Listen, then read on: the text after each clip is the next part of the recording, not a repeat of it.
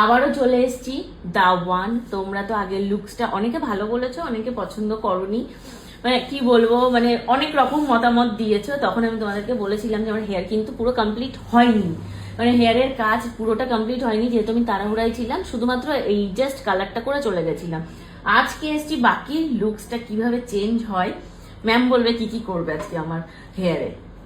অনেক কিছু বাকি, তাই তো? হ্যাঁ একদম ম্যাম। আমরা ফার্স্টে করব একটা স্ক্যাল্প ট্রিটমেন্ট করব, রিগ্রোথ ট্রিটমেন্ট যেটা, হ্যাঁ। ওটা আজকে থেকে আমরা স্টার্ট করছি। কালার তো চেঞ্জ হচ্ছে, কালার একটা এয়ার টাচ প্যাটার্নে কিছু আমরা করব।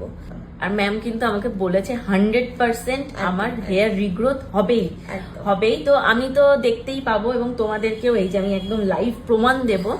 এবং তোমরা যারা মনে করছো যে তোমরাও যাদের এরকম হেয়ারের প্রবলেমে ভুগছো, হেয়ারে চুল পড়ে যাচ্ছে বা এরকম সমস্যা হচ্ছে আস্তে আস্তে, মানে এই যে স্ক্যাল্প দেখা যাচ্ছে, ব্রেক হয়ে যাচ্ছে, তোমরা একবার ম্যামের সাথে, ম্যাম কিন্তু মানে একজন নিজের ডার্মাটোলজিস্ট, তো ম্যামের সাথে একবার যোগাযোগ করো। উনি একদম তোমাদের স্কিন, হেয়ার সমস্ত কিছু দেখে যেটা তোমাদের জন্য প্রপার হবে শুধু সেটাই তোমাদেরকে করাবে কিন্তু। তো আজকে দেখি আমার হেয়ারটা কিভাবে চেঞ্জ হয়, আস্তে আস্তে আস্তে আস্তে পার্ট বাই পার্ট। চলো তোমাদেরকে দেখাতে থাকি লুকসটা কি করে চেঞ্জ হচ্ছে।